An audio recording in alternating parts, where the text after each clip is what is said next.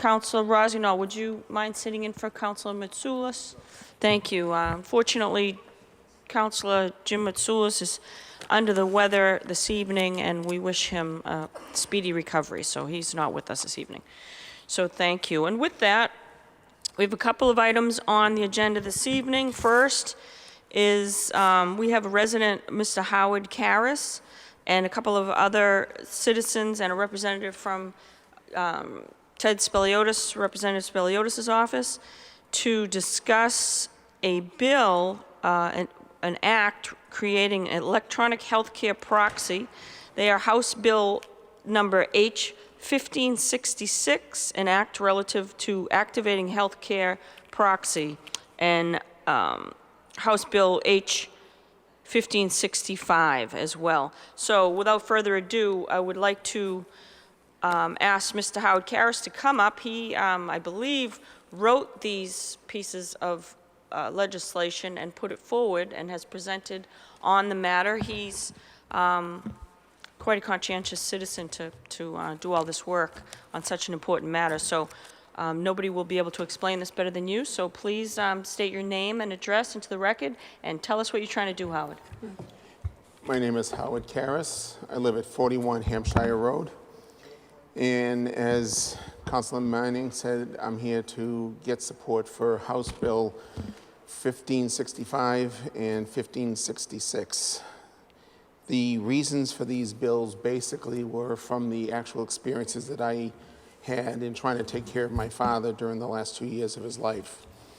From July of 2014 through his passing in June of 16, all we kept doing was facing barriers regarding the use of the health proxy. Sometimes the doctors would accept it, sometimes they wouldn't. Sometimes they couldn't find the paperwork. We realized that we had to have a copy of his health proxy with every provider. And as we ultimately found out, every provider can make the decision as to whether they recognize the proxy independent of any other provider. So the nightmare began by knowing that I had to keep track of which doctor was recognizing me as his proxy, which one wasn't, when they were and when they weren't. There was one particular situation where a month before he passed, we got a call from the assisted living facility that he was in. They recognized me, so they gave me all the information. They're telling me they're sending him to Salem Hospital. We went right over to Salem to be there with him. He wasn't there. Tracked him down finally that he was at Lynn Union. Lynn never called me, and I found out why. They didn't have his health proxy paper in their files. When I got there, it was an hour after he arrived. He was basically unconscious, so there was no way for him to respond with the doctors. I asked the nurse to find the paperwork. It took another hour and a half. So he's lying in the bed, non-responsive, in the emergency room, and I couldn't do a thing to help him for 2.5 hours. If the papers were electronic, it would have been there with the DNR that came up immediately upon his arrival, and I would have been called immediately to be able to find out what to have to do. As far as the other bill, what happened back in July of 14, my father fell. He ended up with a compression fracture in one of his vertebrae. While he's at the hospital, the doctors are giving him all the different types of explanations of what he can do for treatment. Physical therapy, you can not do anything, stay in pain. They tried to explain 2 different operations that he could have. All my father did was stare back at the doctor with a blank look. He had no idea what the doctor was talking about. He openly stated to the doctor, "I don't understand what you're saying. I can't make a decision.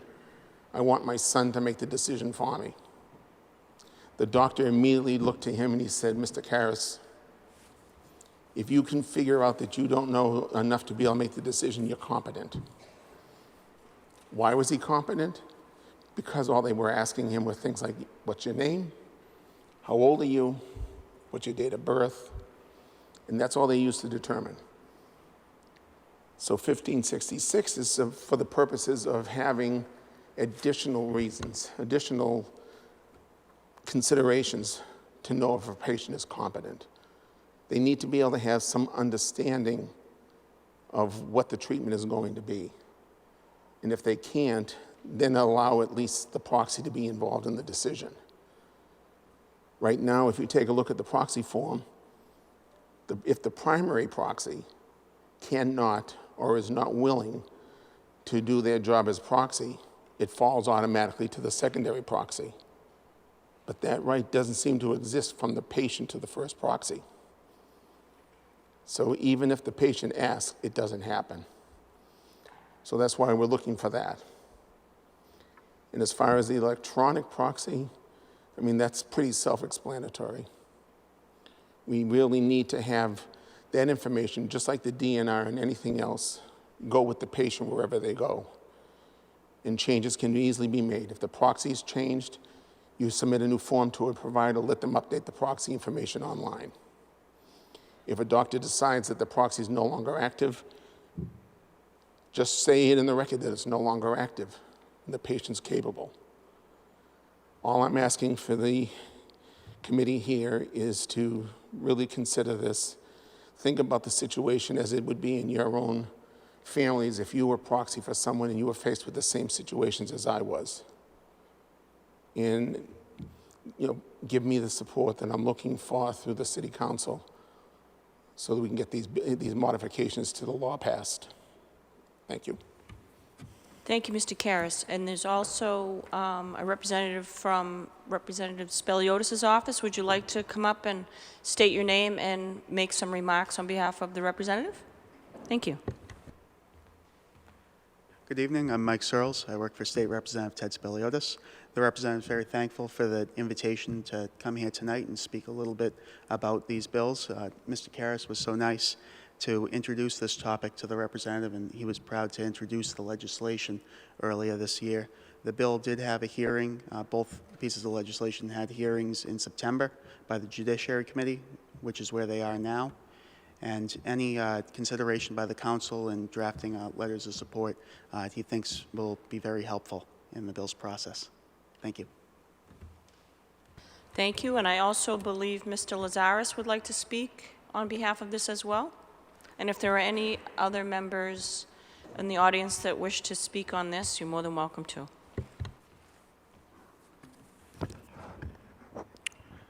Hi, I'm Stuart Lazaris. I have a house at 2 Upham Street in Peabody.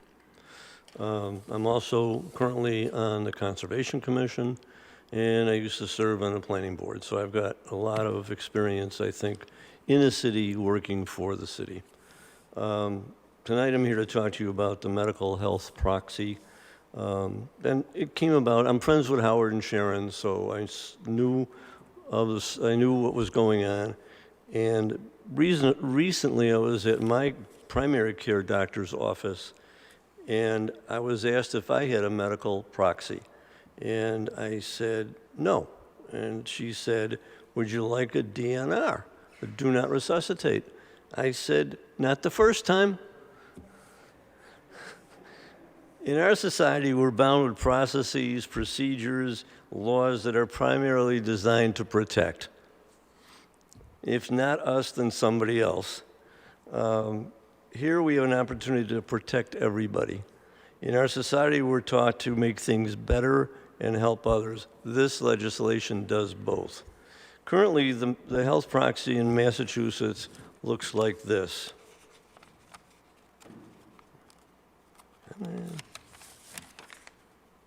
It's a bright colored piece of paper that's printed. It can be copied, it can be faxed, and then of course it's white.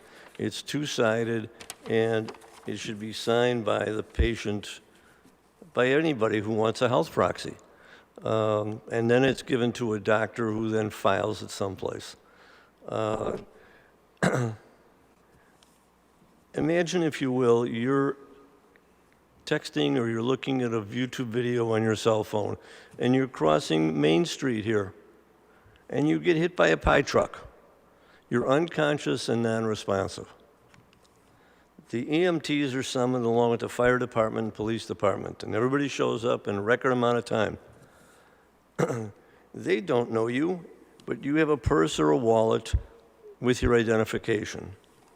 So they instantly can look you up on their computers and see your digital medical health proxy. Oh, wait.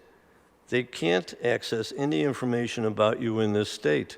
They must find out who you are by looking up information, maybe through the DMV if you have a driver's license, or other agencies. You could tell them something about you and your next of kin.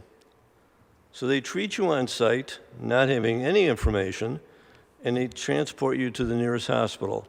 It turns out if you code out in that ambulance ride, the ambulance is required to take you to the closest hospital. And it may or may not be in your insurance plan network, but it's done to save your life. And the process of treating you begins at another hospital, or even at the right hospital, albeit delayed, and the doctors are still looking for a hot pink piece of paper, because everything we do in this life is on paper. This bill will allow the medical community to access the information instantly through a medical database and save your life, as well as notify your loved ones what happened to you and where you are. So it wouldn't matter if they took you to the wrong place. They still have access to this information on a digital database. We live in a digital world. Remember, you were hit by the pie truck while you were accessing your cell phone. We can turn this into a plus by allowing EMTs and the medical professionals to access your info, maybe on a personal cell phone that you were talking on. Thank you.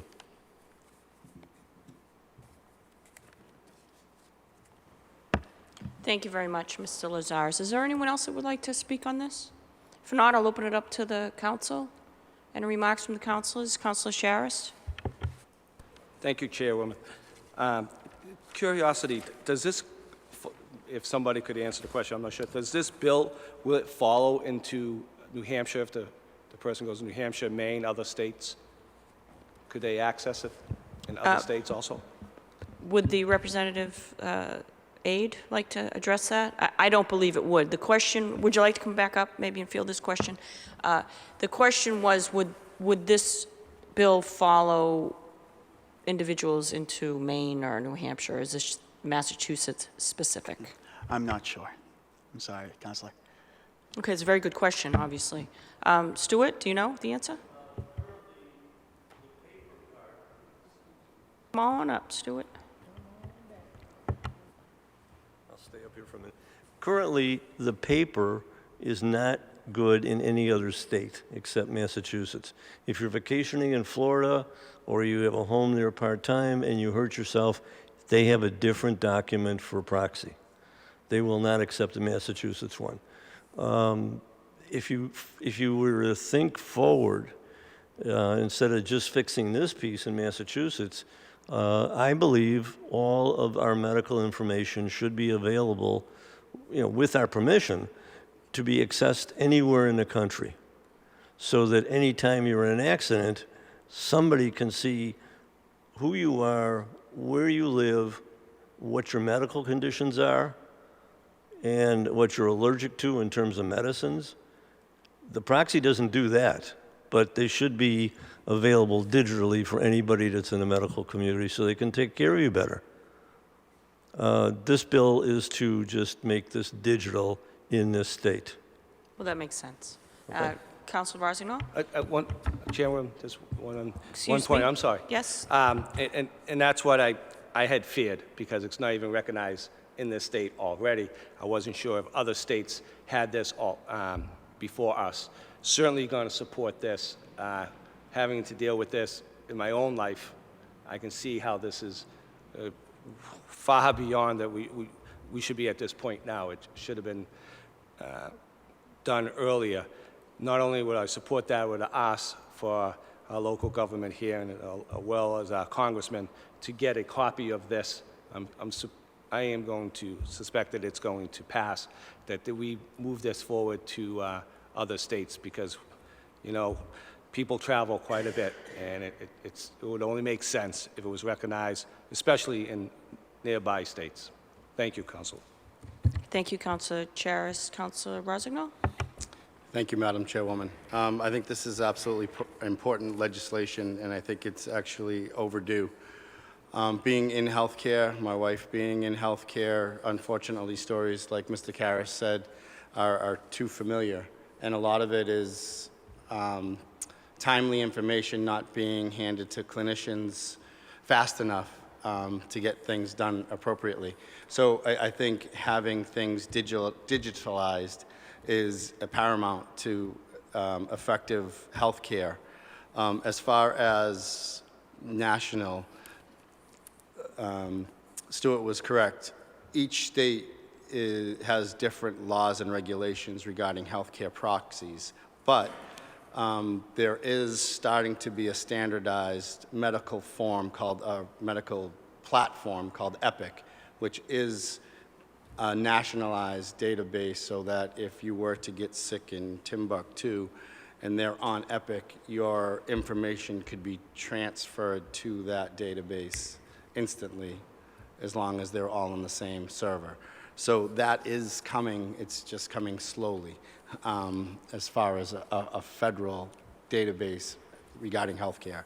But as far as Massachusetts and these two bills, I think it warrants our support to show that this is important legislation to get families to be able to care for their loved ones in a timely and an appropriate manner. So thank you. Thank you, Councilor Rosenbaum. May I impose on you to make that motion, and then we can continue with remarks, because you were on a roll there. I think the language that you were speaking is probably perfect to put forward a motion to support this. Absolutely, so moved. Any further remarks? We have Councilor Turco and Councilor Gould. Thank you, Madam Chairwoman. Mr. Searles, is there any way you could come up to the podium? Because I just wanted to hear what I had to say, and if you could bring this to the representative, I would appreciate it.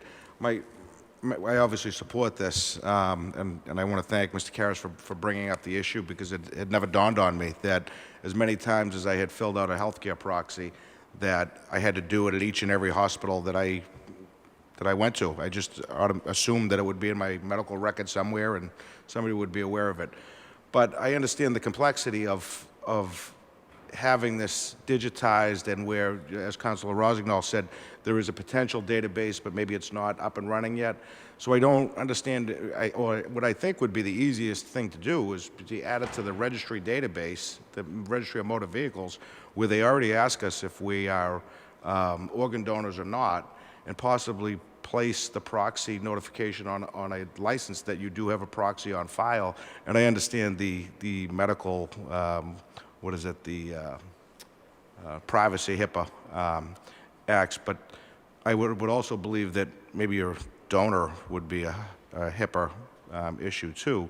That's already placed in there. So why can't we additionally add whether you're a proxy or not, so that if you are in a motor vehicle accident, your proxy information and your next of kin would automatically come up. I think that would be beneficial to medical providers, to police and fire officials, and it would be the most immediate way to get that information to relatives, and probably more simplistic on the state level, since the system already exists.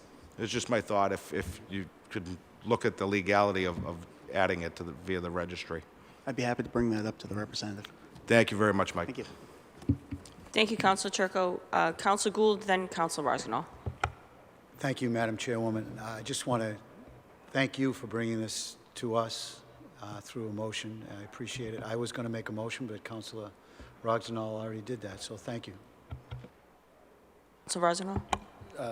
Through you to Councilor Turco, just a point of information. I think the motor vehicle registry is important, but a lot of family members that need a healthcare proxy are already elderly and kind of out of that system.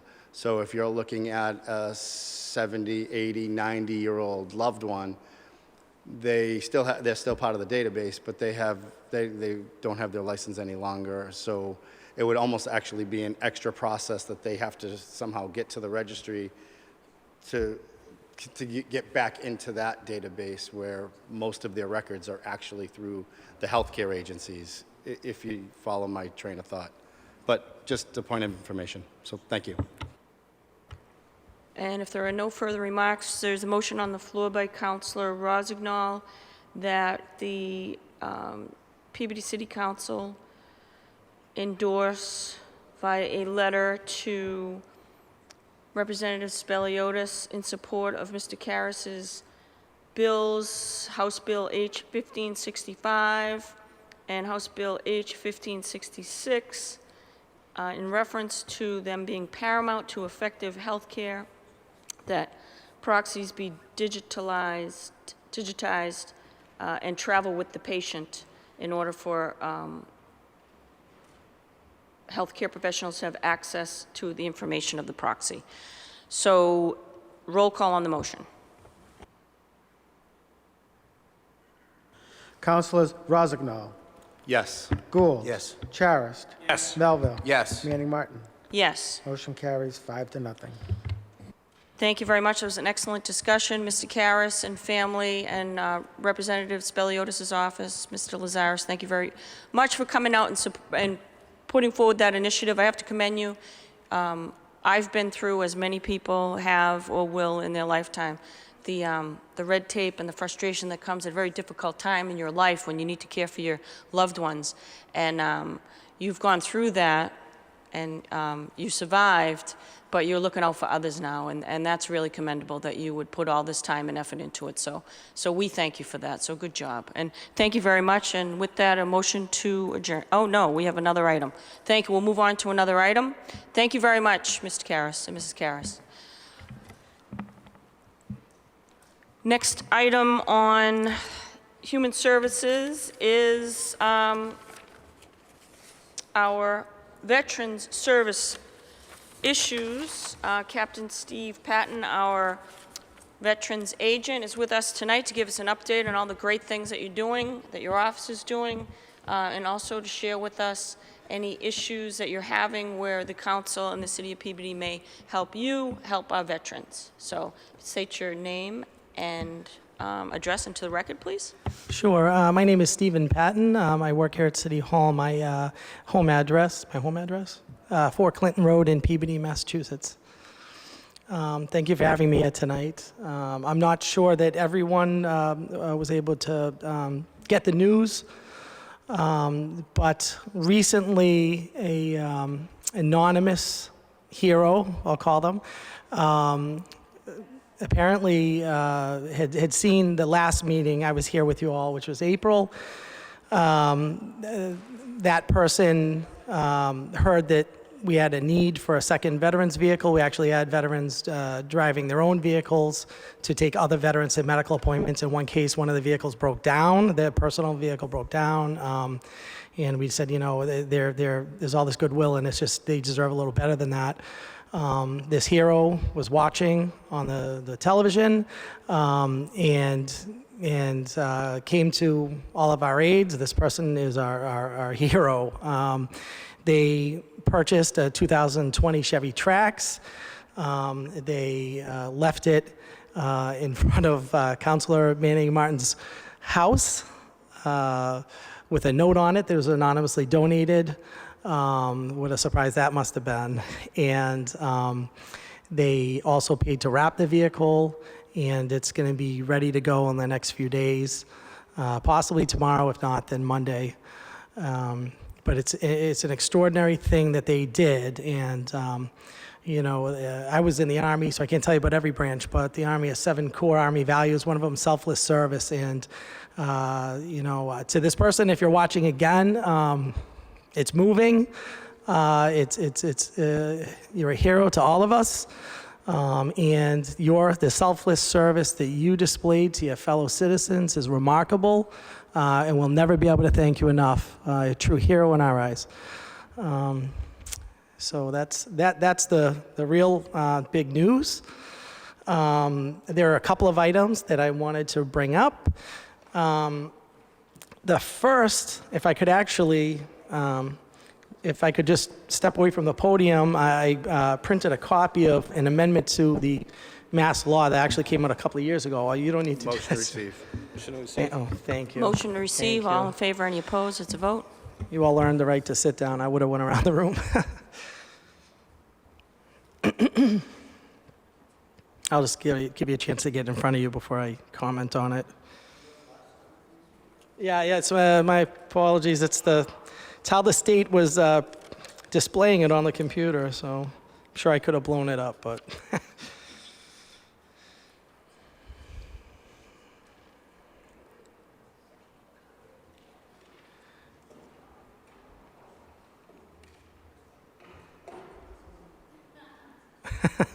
I took the liberty of highlighting the only relevant sections for you, so you don't need to look at anything other than the highlights, which is extremely brief in the interest of time. So it was an amendment to the existing veterans law that was on the books. This amendment went into effect late, I believe, November 2016. It caught very little steam. There was a little bit of movement in Salem on it, which was positive. But essentially, it amends the law to, it designs a framework for whereby the city or town can put on its property tax bills, its excise tax bills, I assume also its water bills, even though it's not specifically enumerated in this very brief section, where the people using these utilities, if they want to, can check a box to pay above the bill that is due. I would suggest maybe something in the vicinity of, giving them the option up to $5 or something like that. So nothing crazy, but where they could donate to veterans. That money would then go in the Veterans Department. They specifically enumerate it would go to the Veterans Department, which has a 501(c) for the city, which is very good because then it's high visibility. Anyone in the public who wanted to know what the amount had been donated could easily check with my office. We tell them the exact amount, any amounts that would be spent. It's all just a public record. We could tell people. But it specifically, it expressly states what it can be used for. And it says the money in the fund shall be used to provide support for veterans and their dependents in need of immediate assistance with food, transportation, heat, and oil expenses. And I think it's really important, and you have to really, sit down and look at the flexibility of the law, but I could see it including, whereas it's their immediate need with food and assistance and basically shelter. Not only would the fund be used for those immediate needs, it's a freezing cold night, they have nowhere to stay, we could help them with a hotel or food or whatever they need. Last summer, we had a veteran that had his power was being turned off just because it was what it was. It hadn't been paid in a long time. He had a lot of problems. So that is a way to sort of alleviate that quickly. I will say PMLP was tremendous in helping this and went out of their way and went to his house and tried to help him. So they were really good. But not only could it help with that, but I also could envision it because it really does seem to the essence of the intent behind the law is to help veterans survive really when the chips are down. I could see it go possibly towards veterans housing.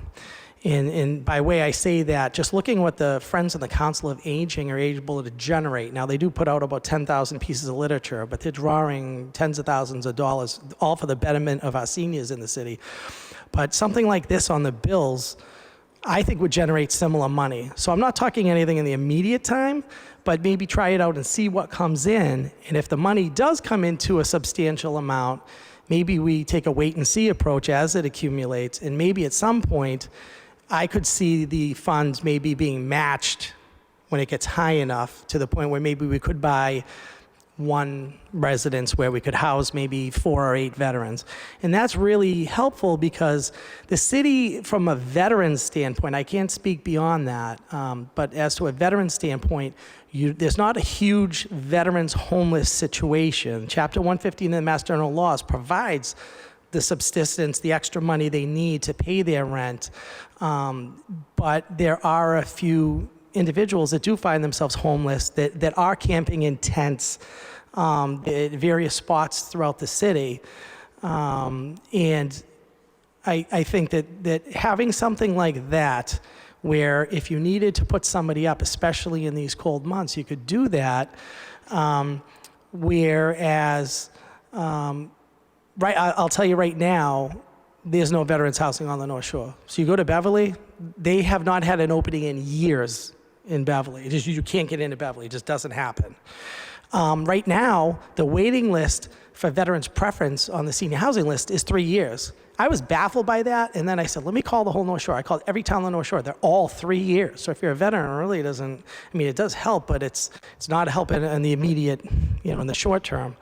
The other thing was, if you take state funds and/or federal funds, now the state's involved with who is going to live in this veterans housing, and it may not be Peabody veterans. So you open veterans housing, and you got people from all over the western part of the state or whatever part of the state, South Shore, whatever, coming to live in Peabody, whereas we have a Peabody homeless problem with Peabody vets living in tents. So by owning that residence and maintaining it, which wouldn't be too much once you purchased it, you're able to say, we're going to take care of the Peabody veterans first. And then, yes, we'll help surrounding cities and towns, of course, but there's got to be, get the Peabody veterans off the street. So that was the first item, and I'll just pause if there's anything I can say. Thank you. Yes, Councilor Melville. Thank you very much, Madam Chair. Move to receive a late communication regarding, there was a email with a letter attached I think we received regarding this particular vehicle donation. Motion to receive. All in favor, any opposed? It's a vote. Yeah, there it is. First, this is fantastic news. It's great. I've talked about, this program actually started with you and Kent Hopkins 2 years ago, brought it up, and then it's kind of germinated. And thank you, Councilor Manny Martin, for everything you've done with it. I think having you come before us every year, like last year and this year, has been great. There's been benefits to that. I've seen this program in action a couple of times. When I've had my own appointments at Jamaica Plain or Bedford, coming up, you see the Peabody van right out front. It should give us all pride. It's a fantastic program, and having this extra vehicle, so thank you to everybody involved in that, and that anonymous donor. You're going to do a lot of good. With regards to this legislation that was brought up that we can look at, and I think we definitely should examine this. My understanding with you get Chapter 115 benefits, which is a state program, so anybody that is homeless or would have those issues, they can benefit immediately from those emergency funds.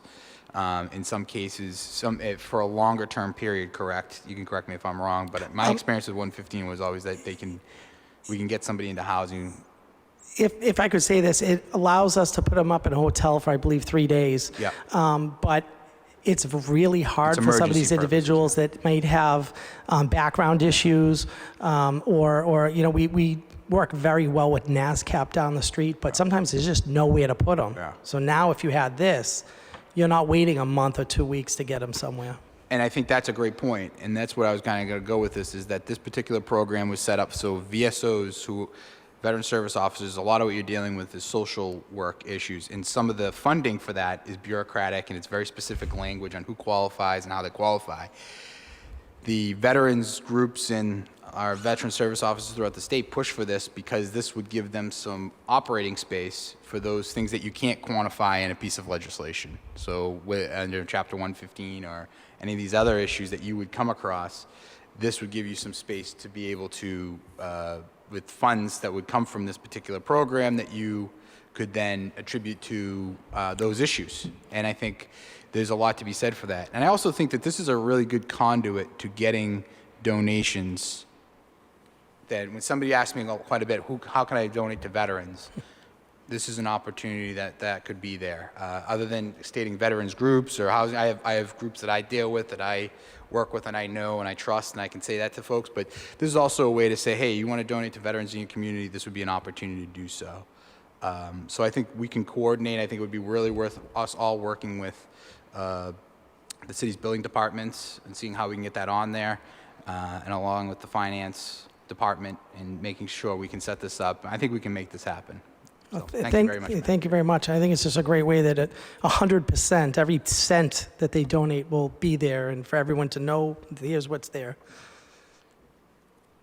Councilor Charist? Thank you, Councilor Chairwoman. Steve, this is, great. You always do a great job. We know that. Thank you. My only suggestion is don't put a limit. Don't set it $5. Let people make up their own minds. I know that, some people may want to donate more.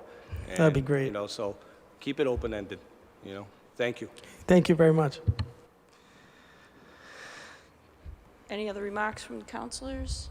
So, last time you were here, you needed a vehicle, so you got a vehicle. This time, are you asking the council to enact or adopt Chapter 141? Yes. You are, so that Yes. you would like a motion from the council in order to do that and move it forward. Are you willing to make that motion, Council Melville?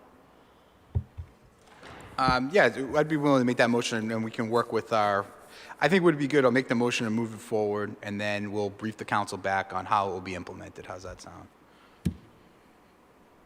We do something along those lines? Oh, that'd be excellent. Yes, thank you. All right, excellent. Anything else? You're getting everything you want, Oh, Steve. and I don't expect that. I got to tell you, the Peabody City Doing a great government- job. I want everyone at home to know the service that this gentleman in his office with Lee Levitt is providing our veterans. They're worth their weight in gold. So Well- I'm making a joke up here, but Well, you you're were really wonderful. instrumental in this vehicle, and I want everyone to know that. Absolutely instrumental, and from box to wire, as they say. So, thank you. The other thing I guess I would bring up is we have a very real issue with privacy downstairs. So I guess I'll give you like the sharpest and most concise way to say it. So a lot of Vietnam veterans were exposed to Agent Orange. A lot of them, probably one of the most common illnesses from Agent Orange is prostate cancer. There are a lot of secondary conditions that come from that. I'll leave it at that. And they feel very uncomfortable speaking about it just based on how we're situated down in the basement. We have probably one of the most professional health departments and leaders down there in Sharon. But despite that, it's the walls are paper thin, and they don't feel that they're getting privacy.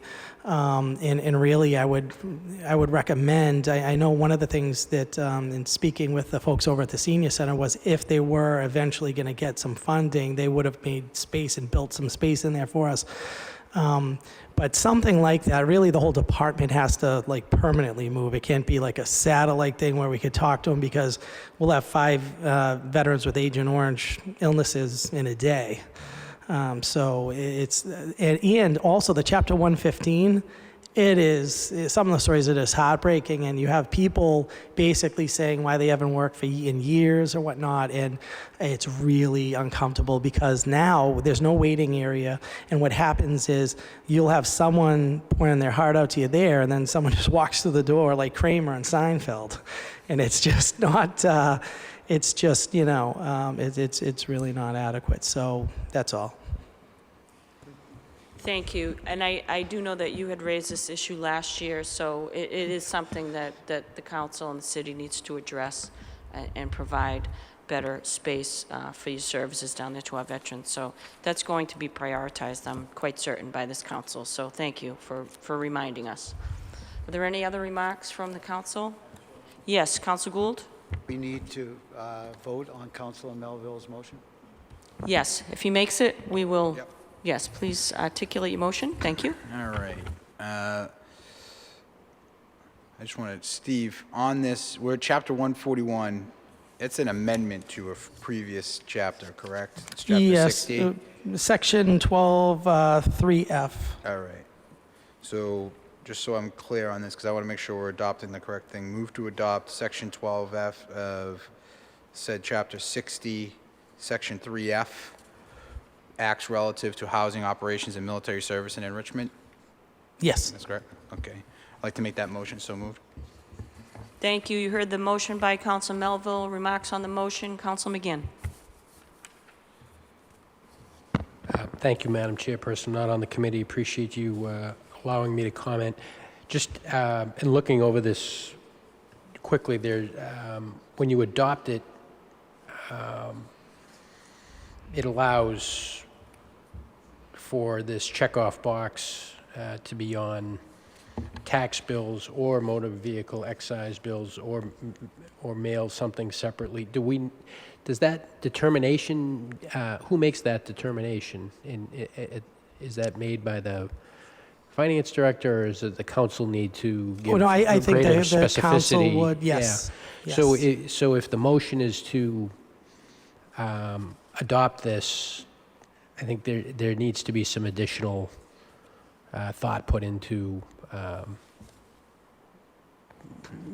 the precise mechanism by which the donations are solicited and the timing of the implementation, and maybe that's where you were Well, going that's with well. I mean, we can move to adopt and bring it back to the council for full approval of the final rollout. I guess would be the best way to do it. I mean,